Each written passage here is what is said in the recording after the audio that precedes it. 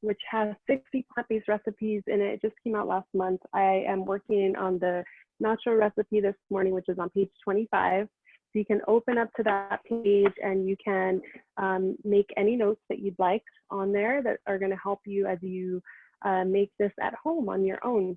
And if you are looking at that, I know that this recipe also includes making the tortilla chips from scratch, which we're not going to do today, but that's a really, really simple, easy recipe. I just don't have all the oil needed to deep fry tortillas, and I also didn't leave my tortillas out to get a little stale and dried out, which is what you want so that they really absorb the oil and fry really well because they're so dry versus having any moisture in them.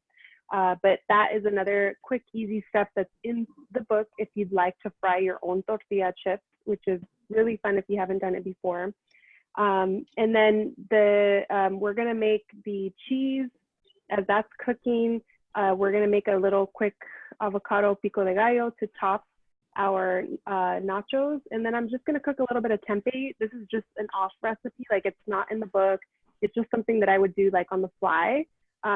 If I had this recipe going and I just wanted to have another topping to put on top of my nacho cheese. If you've taken the jackfruit class before, you could also cook some jackfruit the same way that we did for the carnitas, or even the al pastor if you want to get even more into flavors, and use that as another topping option for your nachos. And the chorizo that is in the photo within the book, we won't be making that today. That requires its own class. It would likely take the whole time to just make the chorizo. So because there's a lot of toasting of spices involved, it's kind of its own thing. So like I said, you can use anything like, so I'm gonna go ahead and mute everyone. All right, I just muted that background sound there. So the housekeeping that I was supposed to talk about and I got off track here.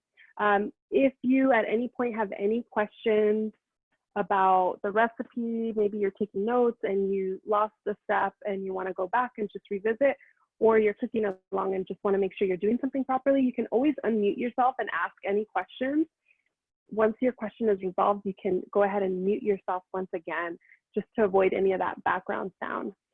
If unmuting yourself or showing yourself on video, I mean, which I highly encourage the video part because it just makes it more fun and interactive to see folks on the screen. It feels like a live class, but obviously you don't have to do that if that doesn't feel comfortable. But you can also enter any questions into the chat, and Sarah, who's a part of the Todo Verde team who's here, will be reading off any of the questions that you have come up in the chat box.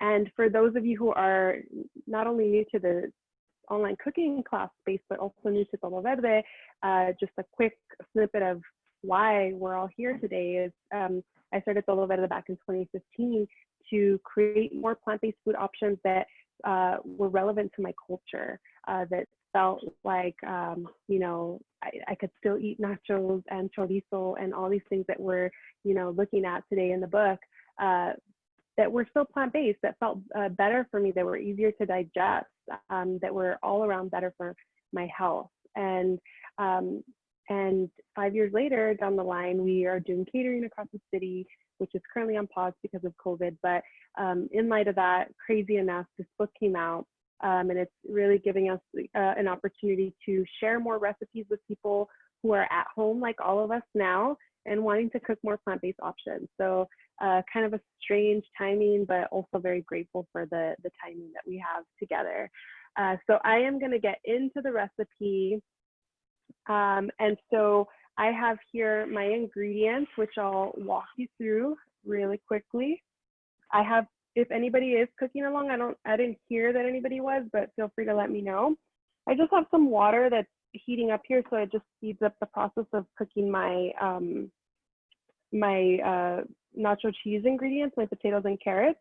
So I put that on a few minutes ago just so that I wasn't gonna be waiting for water to boil. And then I also have a cast iron skillet back here that I just have preheating, which I'll throw my tempeh in. And our main ingredients for our nacho cheese, starting off, we're gonna have 3 medium size. You can use russet potatoes. I had a different variety of potato, but it'll still work. What you want is a light potato. If you had like purple potatoes or sweet potatoes, this would come out a little bit different, but just a russet potato works perfectly fine. You can opt to peel them if you'd like, but I personally prefer to keep the skin on. But again, that's up to you. Another reason why you might want to peel them is if you don't have a high power blender. I'm going to be using a Vitamix today. If you don't have a Vitamix, a Blendtec, or even the smaller NutriBullet, if you have like more of a home blender that maybe doesn't blend as smooth, you may want to peel the skin off just because you'll get left with like little brown bits throughout your cheese sauce. So that doesn't look as cheesy, so you can peel that off. And then I have here just a medium carrot. This carrot is gonna just provide a little bit of balance in terms of sweetness. It's also gonna be the main color source for our cheese. And this is kind of a funky one that I got at the farmer's market, but hey, it'll work. And then I also have a cup of raw cashew pieces. I use raw cashews because I don't want the toasted flavor of cashews to come through. I just want them to be as neutral in flavor as possible. Cashews are mostly being used here as a texture. So it's gonna make a really smooth, creamy sauce. And I soak them for about, I wanna say almost an hour. 30 minutes is fine if you're soaking that, or if you're blending them again in a high power blender. But if you're using a home blender that maybe isn't as strong, you want to soak them a little longer, 2 hours. You can even soak them overnight if you'd like. And then the other thing that I like to mention is I'm using pieces here versus like sometimes you can get like the whole fancy cashews. Pieces are cheaper to purchase, and this is going to get blended up into a sauce, so no need to purchase the nice fancy ones that are all, you know, one solid piece. And then I have here a 1/4 cup of this like flaky nutritional yeast. If you're new to this, this is a very common ingredient used in plant-based cheeses especially, but just food in general. This yeast has a very, very cheesy flavor. That's why people use it. And obviously the color also helps to give it that nacho cheese color. And so the smell is definitely cheesy, a little funky, a little nutty as well in the background. So that's another key component of this recipe, a 1/4 cup of that. And then I am using pink Himalayan salt because that's what I have on hand at the moment. And I do salt to taste, so you have to taste it a few times to get it just right. The saltiness, I like this cheese to be just on the verge of like, OMG, that's salty, like just on the tip of that. I don't want it to be too salty, but you want it to be salty enough that it feels like a cheese. Cheese is salt, it's salty. And if you don't add enough cheese, you'll find that if you don't add enough salt, you'll find that your cheese tastes like potatoes, carrots, and cashews. It tastes like a stew. And so you need to get just enough salt in there to get it to that cheesiness. And then the other ingredients I'll be using, just back here I have some tortilla chips ready to go. I'm gonna make myself a little mini nacho plate to just show you what the end result looks like. I'm making the pico de gallo, but I'm only gonna make half of it. If you're looking at the book, it calls for 1 whole avocado. I'm gonna use a half of an avocado here because I'm gonna make half of it. 1 large globe tomato, again, I'll use half of it here. And we'll mince that up in a second or dice it up. It calls for 1 jalapeno. I'll be using half of a jalapeno. And it calls for a 1/4 cup of lemon juice. And that ends up, half of it ends up being a couple tablespoons. So I have it here in the half of a lemon, if that's juicy enough. And then I'll grab my cilantro, which is half a bunch of cilantro, out of the fridge as I get closer to it, because it'll wilt if I leave it out too long. And then I'll also cut some batons out of some radishes, just as another crunchy topping. And then the last thing here that I'll just cook in the background, again, this is not like a set recipe that I have, but I love using tempeh. It's an alternative to tofu. You can see that it's more dense. It doesn't have all that liquid that a tofu has. You don't have to squeeze it dry. And when you crumble it, which you'll see, it also has a very nice texture that holds up. It's not mushy at all. It can kind of crisp up. And so this is just like a nice thing that I like to add to a lot of different dishes. This is made out of fermented soybeans, rice, millet, and other grains that's been fermented until it's one chunk. And I bought it at Trader Joe's. I have just like half of a, and I'll show you what the packaging looks like, just so you can see what it looks like if you ever choose to buy it at a store. And I'm just using half of the pack. So I'm just using an organic, it's a 3-grain tempeh, and this one has a vegan protein powerhouse made from soybeans, rice, barley, and millet. So that is what I'm using. And what's cool about it is it's kind of similar to tofu in the sense that it doesn't really have too much flavor, and you can add anything you want to it, and it just absorbs that flavor really well. And then I also like it a little bit more than tofu, because tofu, typically people end up doing like either slices or cubes or something like that. And I just find that even if you marinate that tofu, it doesn't really penetrate the center of that tofu unless you cut it super thin or crumble it, which I typically end up crumbling it just so I get all that flavor all around every little piece. But this one crumbles really well, and then you get all that flavor around. And I'll just be using a little bit of, I'll be pan frying it in a little bit of oil. I'll put some mushroom powder in there, some cumin, a little bit of oregano, chili flake, a squeeze of lemon, just keeping it super simple. It's more of like this textural thing on my nachos. I could, if I had the extra time, I could dry toast some guajillo chiles, rehydrate them, and blend them with a little bit of liquid to make a paste and use that to coat it. First, I would like kind of pan fry the tempeh, and then I would add that as a sauce, and just until it's like nice and coated, but not too soggy. So you can do a lot of things with tempeh. It's a really, really great ingredient. Okay, but let's get to the point of our class today, which is this nacho cheese, right? So I'm gonna bring, go ahead. Oil would you use to cook the tempeh? I for anything that I'm cooking, I use a grapeseed oil at home. For Vida Verde, we use a organic rice bran oil to cook anything at the kitchen. So it's really up to you. I wouldn't recommend an olive oil because it doesn't cook well at a high temperature. It tends to kind of burn off a little bit because it has little particles inside that burn a lot easier. It's more expensive. The flavor is also more intense than neutral oil like a grapeseed or something like that. So kind of up to you what you have on hand. Avocado oil is really well. I have cooked sometimes with the refined coconut oil, although that's a little bit higher in saturated fat, so I don't use it super often. But I love grapeseed oil. It's a great, great ingredient. Okay, and I am going to bring over my potatoes and carrots. So I have here 3 medium potatoes. You can use russet. If you had one that was smaller, just throw in another small one just to kind of make up 3. And all you need to do for this is just a very rough chop. Nothing super special about it, just the rough chop. So a little bit of knife skills here. I like to cut off one end just so that I have like a super sturdy surface here. And I'm just going to cut into it about 1/2-inch wedges. And then I'm gonna grab a couple of those wedges. I'm gonna turn them on their side. I'll cut it in half just to make them slightly smaller. And then I just want to rough chop. They're about 1/2-inch cubes, but no big deal if they come out a little different. This is all going to get boiled and then blended up, so it doesn't have to be fancy or super nice. I like to cut them not into too big of a chunk because then it'll just take longer to cook. So I think 1/2-inch sizes are perfectly fine. I'll give this a cut through the center and then cut that all up. And like I said, I already started boiling some water off to the side here.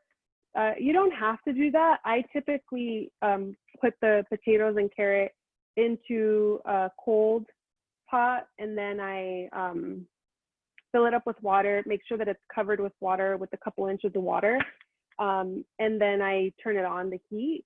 The reason I just started it today is because I just didn't want to have us like sitting around waiting for water to boil. So just getting a little bit of a head start because we're taking this class. This one's a little bit wider, so I'll do 2 cuts through, and then I will go ahead and slice through. So again, nothing that we haven't seen before, cutting through a potato. If you are not very comfortable with a knife in your kitchen, just something to keep in mind is always bear claw your hand instead of, you know, holding your fingers out, which you can cut easily. When you bear claw, you're cutting against your knuckle, so it's less likely that you'll cut yourself. And then you want to, you know, have a good sharp knife where you're pinching the blade with your thumb and your index finger, wrapping the rest of your fingers around the handle. And I like to, like you can see, I'm stacking a few pieces on top of each other. If that feels like it slides around too much for you, you can always do one at a time. It just takes longer, obviously, if you do one at a time. So I'm trying to go a bit faster. Almost done here. I just want to have this all ready to go to dump into that pot that's already boiling. And then one thing that's important that I'll mention as I'm chopping here is that the water needs to coat the potatoes with a couple inches so you have enough water in there. You want to make sure that that water is nice and salted because then you'll already add some seasoning to your potatoes as they boil. Let me get rid of this piece here. So that's really important. You want it to be salted water.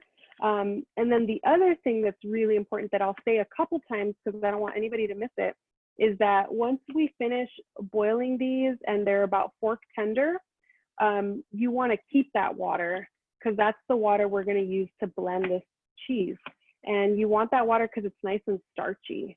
So it's going to help give your cheese that little bit of like pull that, I mean, this cheese won't have a big pull. Nacho cheese generally doesn't have a pull. It's more like mozzarella or something like that. But just to kind of give it a little something, right? So you want to make sure that you don't just like dump all that water into your sink and strain it out. You want to keep some of it. I personally like to just use a slotted spoon to grab these pieces once they're already cooked out of the pot and add them to my blender. My team at the kitchen, they prefer to, you know, put a bowl underneath the strainer and strain all the water out and catch the water and then have the pieces separate. I just think it's not necessary to do that step, but it's up to you, whatever you like to do more. I'm just cutting the tips off of this carrot, and then I'm going to just cut it in half. Again, watch my fingers are out of the way, right? Because I want to make sure that I don't cut myself. And it's kind of cutting at a diagonal, which is fine.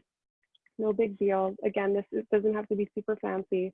And I'm just going to use my knife to cut slightly smaller pieces. There we go. Almost done. Last piece here. And again, I'm just slicing through. And again, this carrot is going to be our orangey color that we're going to create in the cheese. And it's also going to give another depth of flavor with a slight sweetness that a carrot brings to the table.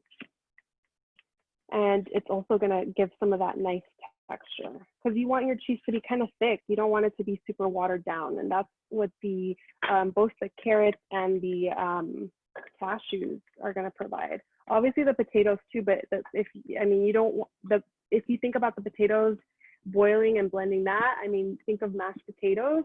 You can get them creamy to a certain extent, but not super creamy. So all of this is now going to go over, and I just literally put my thumb over my camera. There we go. I'm going to just open up my pot here, and I'm going to just gently, because this is really hot, just drop those into my pot of boiling water. And so this only needs to really cook, since the water's already nice and hot, they'll probably only cook for about like 10 to 15 minutes until they're nice and fork tender. Fork tender meaning like I'm gonna literally grab a fork and try to puncture one of the potatoes or carrots. And if my fork just slips out really easily, that means it's ready. If my fork gets stuck, like it's still really a hard root, you know, then I wanna give them a couple more minutes. And you want them to get nice and soft. All right, and let me show you what that looks like. I'll put this down here. Let me grab my spatula and just push these all down.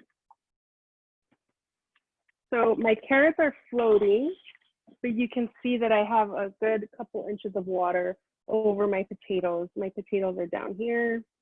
My carrots will slowly start to absorb some of that liquid. I'm gonna turn the heat up now that I have my potatoes and carrots in there and they drop the temperature of my boiling water.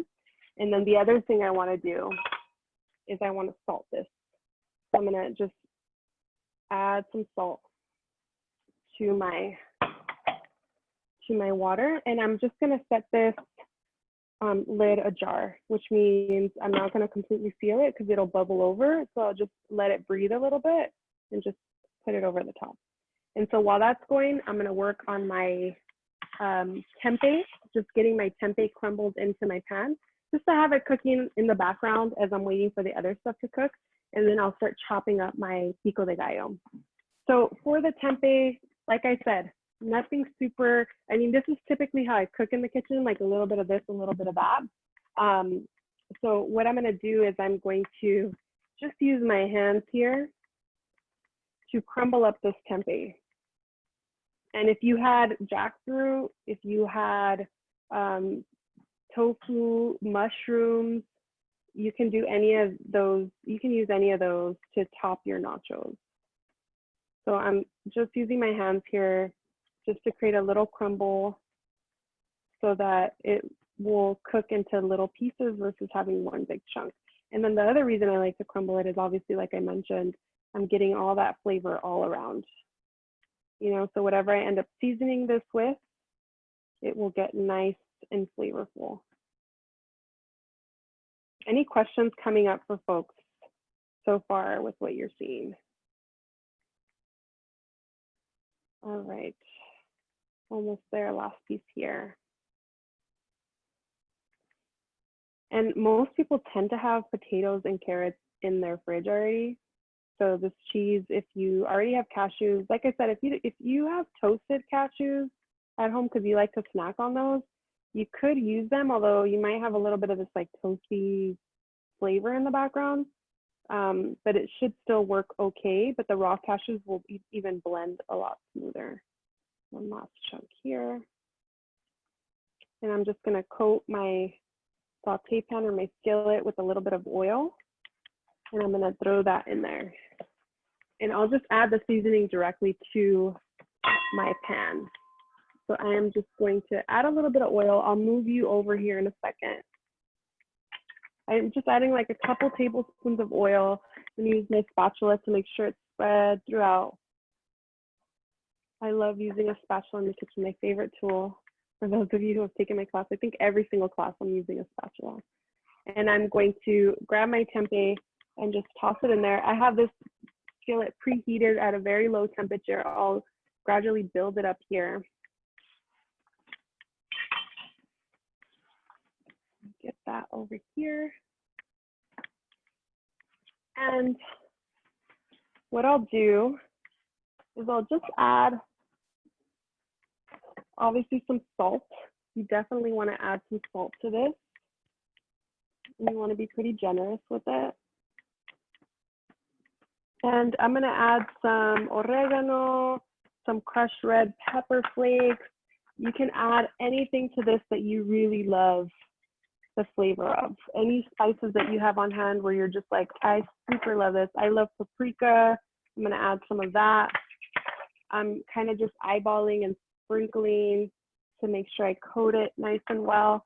I love the taste of cumin in my tempeh because it just provides another layer of flavor, a depth of flavor, a little bit of smokiness. Just a little bit goes a long way with that. I have some mushroom powder here. And I have all these Trader Joe's containers, which I refill because they're just so easy to use. Like this, I had at one point purchased this mushroom umami, but now this is filled with another mushroom powder that I got somewhere else. So the containers are just really helpful, really good to use here. I don't think I put in my crushed red pepper flakes. I'll put those in. And as it starts to cook, once it gets a little bit crispy, I'm gonna just hit it with a little bit of lemon juice. So nothing super special, but trust that that's gonna be super, super yummy. I'll probably add some black pepper to it, but I need both hands to grind the black pepper into that. I'm gonna slightly turn up my heat because I have it on very low temperature. I'll grab my spatula and just mix that in. And I'll just keep an eye on that as my potatoes and carrots, which you can see are slowly starting to simmer here. They're coming back up to temperature.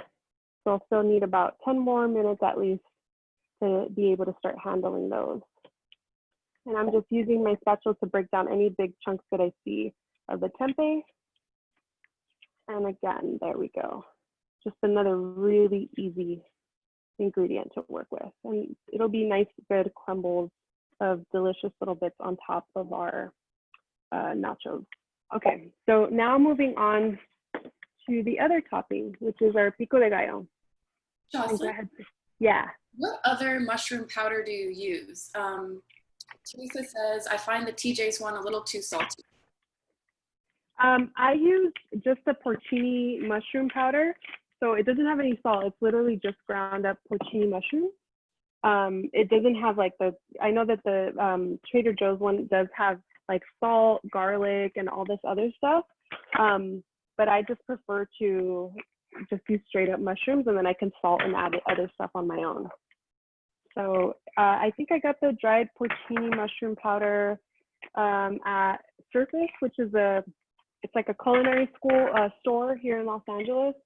They sell a lot of ingredients. It's spelled S-U-R-F-A-S, like surf, like you're surfing, but it's pronounced Surface. And it's kind of a chef store, but I know other people go and buy ingredients there. And they have really nice dried mushrooms and mushroom powder and things like that. Okay, so let's get into our pico de gallo. So I'm going to use the same cutting board here. I'm using the bowl that I had the potatoes and carrots in to put all the little scraps that you can later use to make a broth, or you can compost it. So I'll start off with my jalapeno, which I like to taste. This one I tasted yesterday because I used the other half for another dish. I'm actually going to leave the seeds in because I like the little bit of spiciness that it has, but you can remove the seeds if you'd like.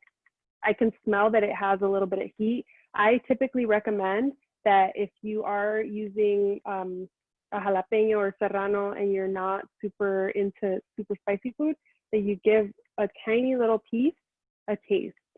And if you find that eating it, that it's too spicy, which this one has a nice little heat that I like. I love spicy food. So I'm going to leave the seeds in. If this was extremely spicy, I'd either use less of it, or I would remove out the seeds and the interior part that tends to be a little bit more spicy. So I'm just going to create long slices. Jocelyn, going back to the mushroom powder, if you don't have any on hand, is there anything else you can use instead? If you don't have mushroom powder, I mean, you could use like a seasoning salt.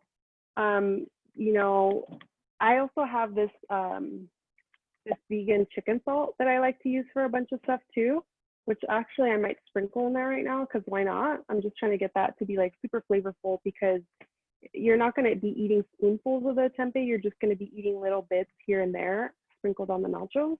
So I want it to be like packed with flavor. But you could use another seasoning salt that you have on hand, or you can add a little bit more cumin if you love the flavor of cumin like I do. It's just to add another layer, depth of flavor. You could add another mild chili powder that isn't going to be super spicy, but that's going to give it a little bit of something in the background. But nothing directly replaces the flavor of a dried mushroom. It just has something about mushrooms that just has like a little umami kick. One other thing that you could add as a little umami kick is just a little bit of soy sauce or liquid aminos. Just like a little bit goes a long way. You don't want this to taste like it's becoming an Asian dish, but the little bit of soy sauce will not only provide some salt, but it'll also provide a little bit of that umami deliciousness. So, I mean, this is kind of how I cook, y'all. I just kind of like, oh yeah, I have, oh, let me show you something else that I have, which I'm getting distracted, but I just got this, and it's another delicious mushroom product. It is an umami bouillon, which I picked up at my local health food store at Grassroots. It's a paste So when you open it up, it has, you know, just this paste inside, which is made up of just dried up mushrooms. So it has smoked king oyster mushrooms, shiitakes, tamari, leeks, reishi mushrooms, and then Dead Sea ormus. So they're all organic ingredients. You just add the tiniest bit to this and of this to your recipe, and it just makes it amplify in flavor. So yeah, any little thing like that that you can add, like I'll probably add just a tiny bit of that, a little bit of liquid aminos, a little bit of lemon juice once I let it crisp up. Because if you add that now, you won't get that crispy brownness because you'll be introducing too much moisture into the dish right now. So I would wait to hit it towards the end of its cooking time. Okay, so just a little bit of minced jalapeno here that I'm going to add to a bowl that I have on the side of my cutting board. There's a fire truck going by. You hear that? And then I am going to grab a spoon and cut up my avocado. I have a nice rolling boil here for my potatoes and carrots. I'll keep an eye on that. It's fine if you leave them in there a little longer, even after they're fork tender, like no big deal. I know some people have been like, oh my gosh, I totally overcooked this. It's still gonna come out fine. So it's kind of like a foolproof recipe. You just wanna make sure they're not hard. So I have my half of an avocado here. And I am just to create more even slices, I'm gonna cut it down the center lengthwise or kind of fillet it. And then I am going to create slices. And then I'll turn my avocado slices and I'll dice. And I'm cutting about 1/4 inch pieces here that I'll add to my bowl.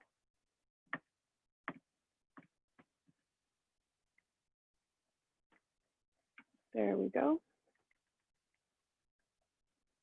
Great. And then I'm gonna bring over my tomato, and I'm only gonna use half of this tomato. So I'm just gonna slice down the center and get rid of the greens here. And for the tomato, again, you wanna create a sturdy surface like we did for the potatoes, right? So they don't slide around. And I'm just gonna use my sharp knife here to create slices that are about 1/4 inch thick. And then I will, a couple slices at a time, stack them up. And I will then create batons, is what we call them, bâtonnets. It's the French pronunciation, because this is all French documentation. And then I will dice into 1/4 inch pieces. So you should be able to get a pretty nice dice there. I'll keep slicing here. And again, notice that I'm pinching the base of my blade. I'm bear clawing my fingers, turning the slices around, and then I will have really nice, that one slipped away from me. Let me chop that there. And again, it's really important to have a really sharp knife here. I know some people are like, oh, I don't want it to be too sharp because I don't want to cut myself. Really, it's the opposite that happens, is that it's not sharp enough. And especially with tomatoes, with the skin, you can easily like flip the knife, the blade will slip off of the skin of the tomato because it's not sharp enough. So instead of cutting through, it's like slipping off. So you want to make sure that you sharpen your knife often. All right, last piece here.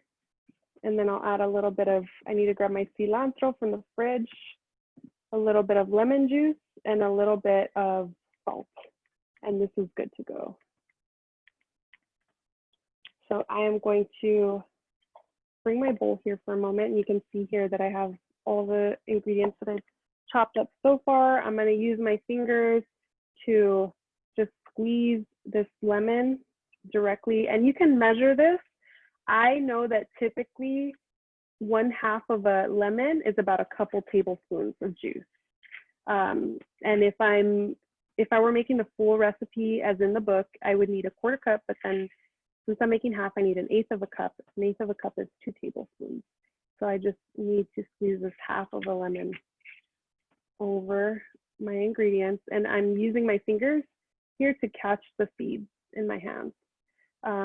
You can use a cheesecloth if you wanted to, or you can use a lemon squeezer, which I also have. Or you can just do this, which is totally easy as well. All right, I'm gonna give my hands a quick rinse, and then I'm going to grab my cilantro.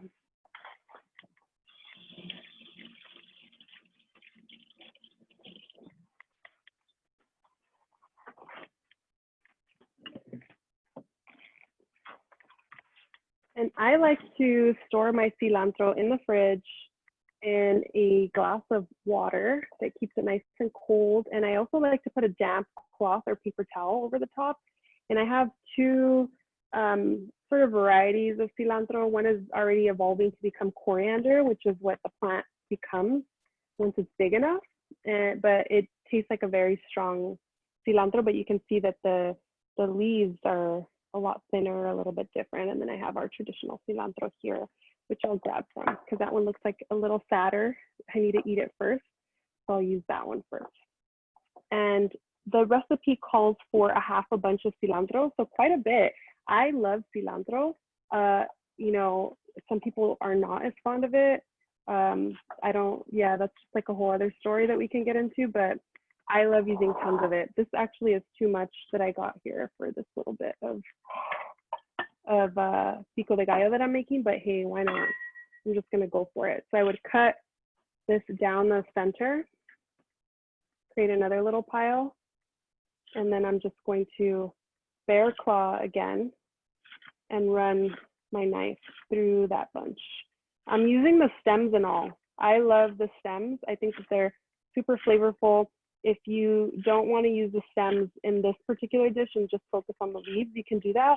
But I would still recommend to use the stems for something else, whether again it's a veggie broth that you make, or you know, if you're adding it to a salad or something like that, where maybe you can mix it in a bit better. And I'm just gonna run my knife through all of this. I'm gonna grab some of the pieces that didn't chop up. So I grabbed quite a bit, as you can see, but again, I love cilantro. So this is really gonna become a cilantro pico de gallo, main ingredient, which I'm totally down with. Some bunches are really big, some are a little bit smaller. That is a ton of cilantro, y'all. No judgment. But I also have, as you can see, a lot of cilantro, and I have a new bunch coming in on Monday, tomorrow. So I need to use this up, which is some of our dilemmas right now, right? Okay, and then the last thing I'll add to this is some salt, which I have right over here. So I'm gonna add just a nice pinch of salt to make sure that this is super flavorful on its own. I'll give my hand another rinse.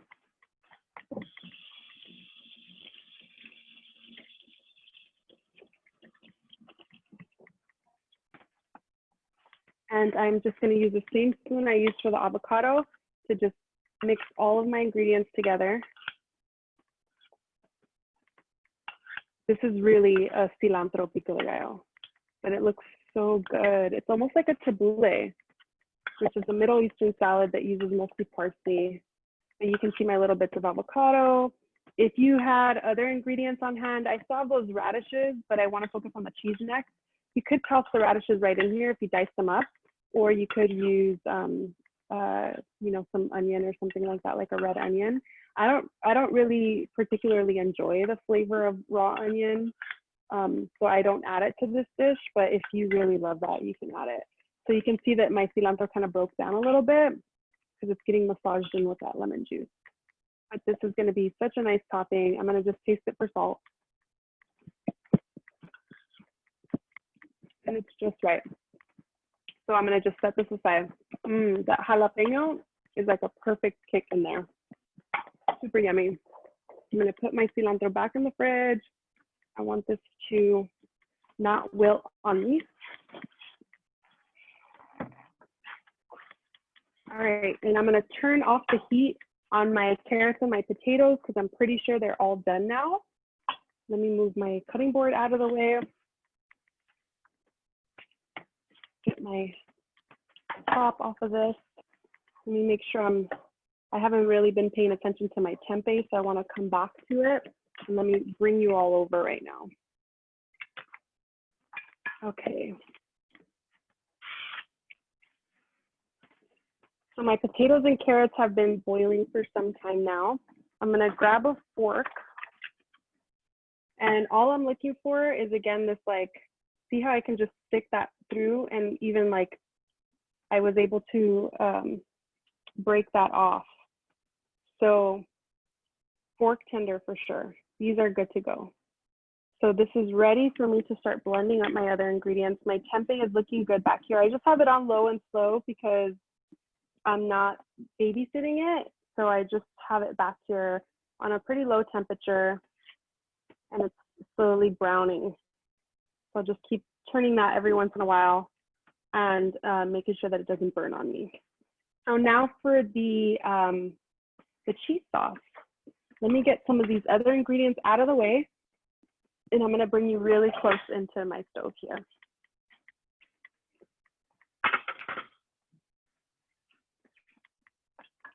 All right, I think I have everything I need here. Okay, so you are gonna go right here. You can see my pot of my potatoes and carrots. I have my blender right behind that. So what I'm gonna use is a slotted spoon. I have a wooden one that'll work perfectly fine. I'm gonna take the lid off of my blender. And I'm likely gonna blend in 2 batches. We'll see how much this fills up, but I like to blend in, like, it really depends on your blender and how powerful it is. These are actually really soft. So I think maybe I'll just go in 1 batch, but if you were to blend in 2 batches, you'll guarantee yourself a much smoother cheese. So I am going to do the 2 batches, and I'm gonna add here half of my nutritional yeast, because I'm blending in the 2 batches. I'm gonna drain out my cashews because I don't want any of that liquid.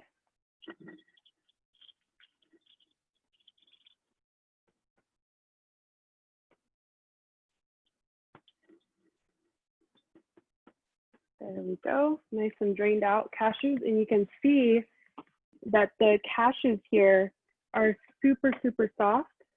They, let me grab the one in my hand here. I can easily just, like, these are pliable now. I can bend these. So that's what you're looking for. This one broke, but it's still pretty soft. So you just want cashews that are really, really soft throughout, so that when you blend them up, they become a creamy texture in your sauce. So, and one other thing that I also need to use here is a cup of my liquid. So I'm gonna add half of my cashews, and I'm gonna add half a cup or so of my liquid. If you find that you still need to add a little bit more liquid, you could add more to it. It's about a cup. Let me grab my cup, here it is. It's about a cup, but obviously I just say to use a medium carrot, 3 medium potatoes. So, I mean, if you ended up using potatoes or something that were like a little bit bigger, or maybe a little smaller, you may or may not need to use as much of the liquid. So I have here, let me do a half a cup. There we go. So I'll add here and try to blend that as smooth as possible. And of course, some salt, a nice pinch of salt. There we go. And I'm gonna put my lid on and blend that until it's smooth. And if I feel like it's having trouble, I could always add a little bit more of my liquid, because I probably added a little bit more than half of my potatoes and carrots. So because I'm doing it in batches, I'll eyeball a little bit.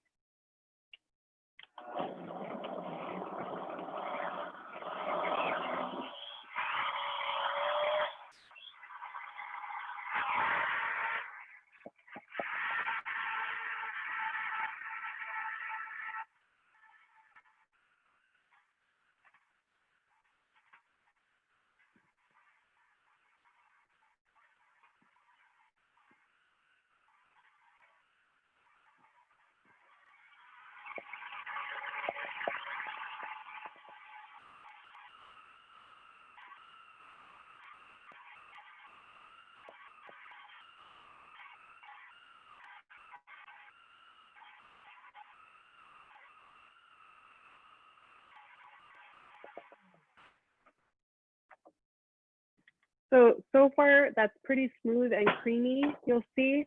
Let me bring this open. I feel like it needs a little bit more liquid in there. But check that out so far. So it is pretty smooth and creamy. I could still see a little bit of the texture from the potatoes, kind of like this like cream of potato.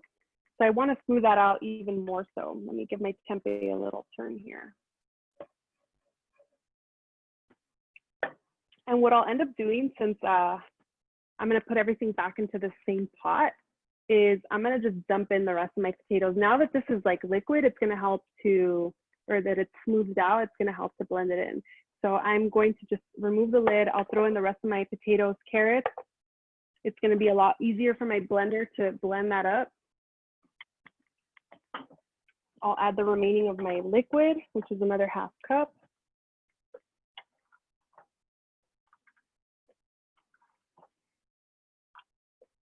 And then I'll use this pot to pour my cheese back into it to keep it nice and warm for my nachos. And the other thing I'll mention is if you at any point notice that your nacho cheese, maybe as you warm it up, it seizes a little bit or it thickens up. I wouldn't say that it seizes, but it might just like thicken up a little bit. You can always add a little bit more water to loosen it, just to make sure that it's still nice and creamy. But it is pretty resilient in that you can warm it up and it still stays pretty nice and creamy. All right. So I mostly got all of, there's like a few little last bits here. There we go.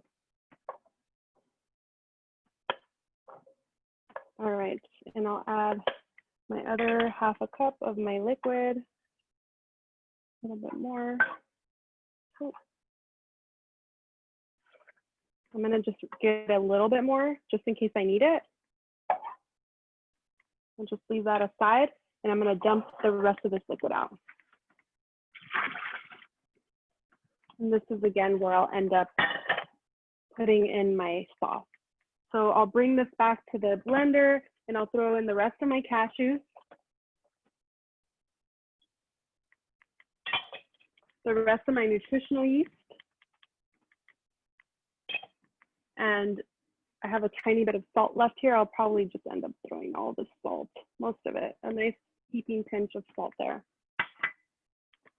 And I'm using pink Himalayan salt, which isn't as salty, which is why I'm kind of going a little bit harder on that salt. And I will start my blender on low and then turn it up.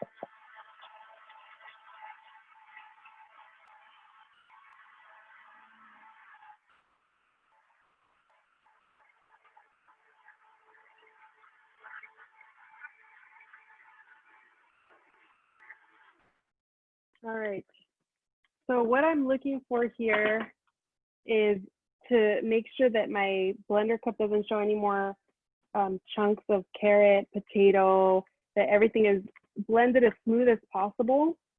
And then what comes out is this nice, creamy, luscious nacho cheese. If I were to put a line through that. Ooh, it's hot.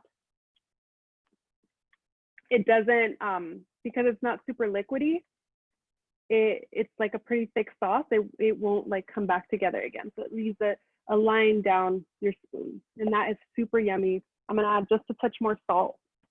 The last little bit of salt I have in here. I'll just add that and blend that through. I'm gonna add just a tiny bit more water to it, just to loosen it just a tiny bit. And now that starts to become your personal preference, whether you want it to be super thick or a little bit more loose and runny. And I'll blend that just to incorporate the water and the salt, and then I'm good to go.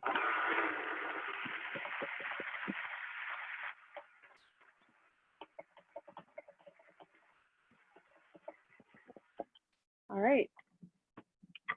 So super easy cheese.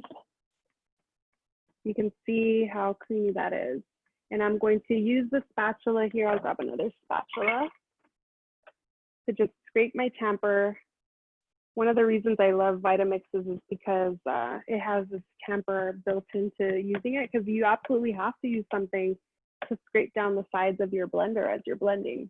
I've also used a Blendtec, which is nice, but because it doesn't have a tamper, it's just not as great for me as a Vitamix. And I'm going to just pour my cheese, look at how cheesy this is, into the same pot to keep it warm. I've also made, like if you fire roast some poblano peppers until they're nice and charred and blackened, and then you blend those into this too. You can omit the carrot to just not get that orangey color. You'll get more of a green sauce, and that is also really good with like we do a roasted poblano mac and cheese that way, and it comes out really good. Or it's even good as like a dip.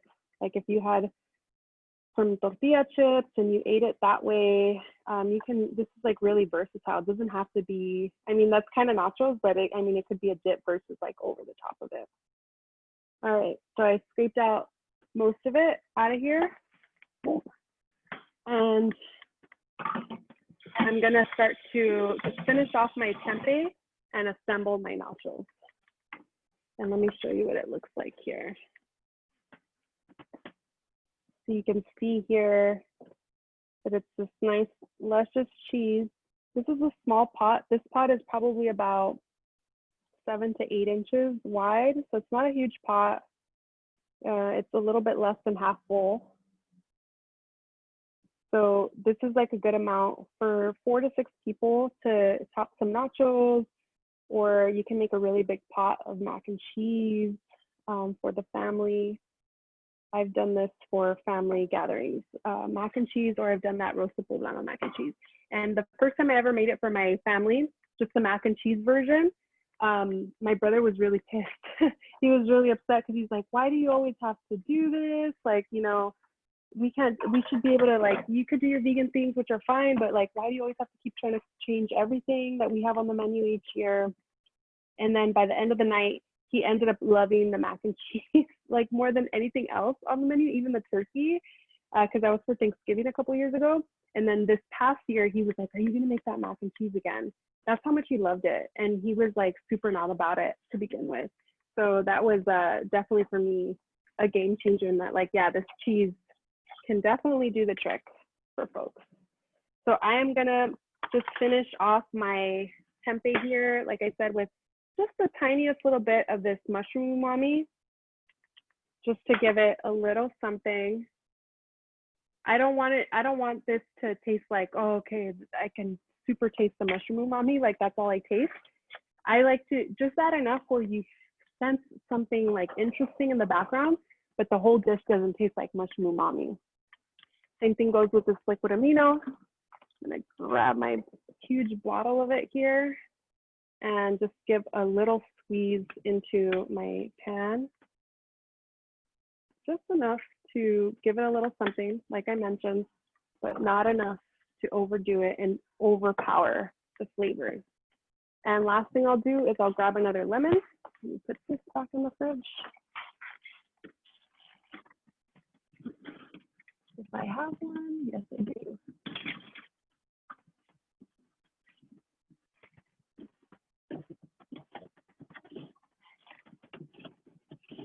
There we go.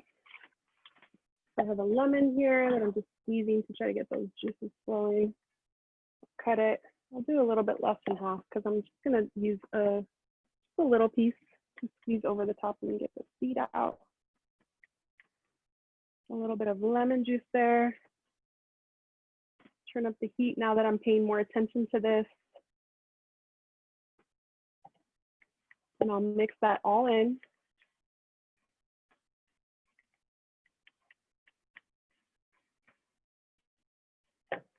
This is going to be a really nice topping on these nachos.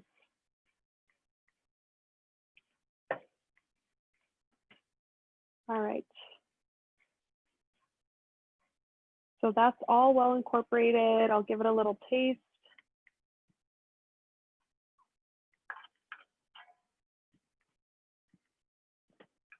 Yeah, that's nice and kind of crispy. It has so many different flavors going on. I want it to be super flavorful because, like I said, it's not like I'm eating it. I mean, even if I were eating this over rice, it would be really good. It'd be more the star of the dish, but obviously the cheese is the star. And you want these like little notes in there, like the pico de gallo is going to give it some freshness. The tempeh is going to give it like a little bit more depth of flavor. And I also have a salsa verde that I just already had on hand, a tomatillo salsa, that I'm just going to use a little over the top as well. So let's assemble these nachos.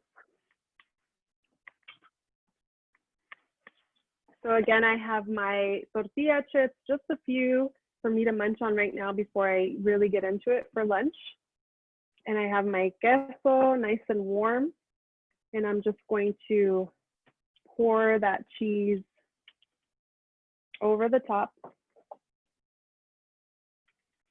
of my nachos. And I want to get a good amount of cheese on there. Just spread it out. Dripping cheese everywhere. There we go. Nice amount of cheese on there.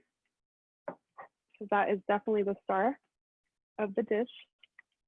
And I have that nice crispy tempeh here. It's nice and hot too. It's sizzling hot that I'll just add over the top. Again, this could be jackfruit. This could be anything you have on hand. It could even be tofu. Although the texture, you really have to crisp it up there. So there's that. And then let me grab my pico de gallo, put it here. And so I'll just add some of this pico de gallo over the top. I have like a big old piece of cilantro on there. Let me take that out. There we go. And I didn't cut my radish batons, but I could do that and sprinkle that over the top. And there is my nachos. What do you all think?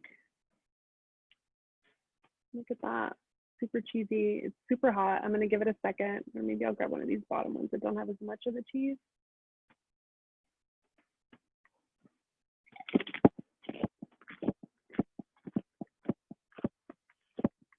That is super yummy. Super yummy. It has like a nice balance. The cheese is really rich and delicious. The tempeh helps to amplify the savoriness of this dish and also gives it a little something too, because I have had it where it's just the chips, the cheese, and then the pico, which is fine. But if you want it to be more of a meal, it's nice to have another added component to it. And then obviously that freshness of the cilantro with the pico de gallo. Check out that bite right there. Check out that cheese kind of dripping off right there. Super good.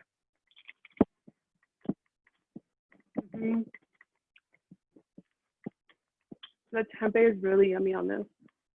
And again, you could use this tempeh with a little bit of guajillo or other chiles that you coat it instead of the like mushroom umami that I did, and it'll still be super, super delicious.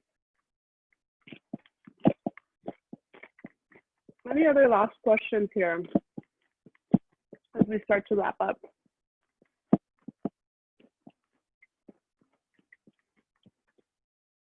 And I think, Malina, are you making it? This is delicious. So I think that you're cooking it right now. Awesome. So great.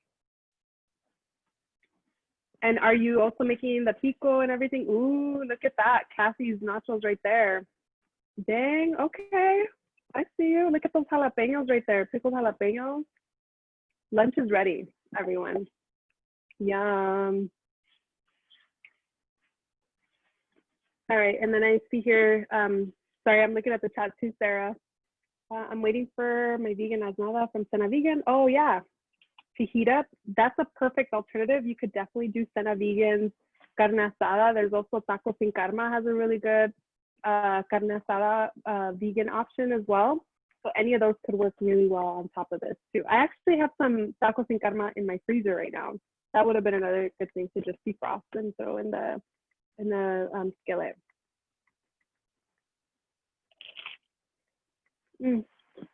That's really good. How long does the cheese last in the fridge? It'll last in the fridge for about a week. I would say like 5 days is pretty solid. You can also freeze it. It freezes really well. So you can put it in some containers and like freeze half of it. If like right now it's just my partner and I, we will end up eating through this actually. I'll probably use them now for, because we're gonna eat nachos for lunch. And then I'll probably make a mac and cheese in a couple days with the rest of it. And I'll probably even like roast some chiles or poblanos or something to make it that roasted poblano mac and cheese, just to kind of switch it up so it doesn't feel like the same each time. But yeah, it lasts quite a bit in the fridge. And then somebody here asked, I'm sure I missed it, but what was the portion of the cashews? It's 1 cup of cashews that have been pre-soaked. And I soak the cashews for, because I'm using a high power blender, 30 minutes is good if it's like warm water. But if you're using a blender that's not high power, then I would recommend soaking them for at least a couple hours, if not overnight. All right, any other last questions before we sign off? I hope that you all get to enjoy this recipe at home soon if you're not making it now. It's super yummy. It's perfect for summer. And like you saw, the cheese part, I mean, all of it was pretty simple, and you're able to multitask and make it all at the same time.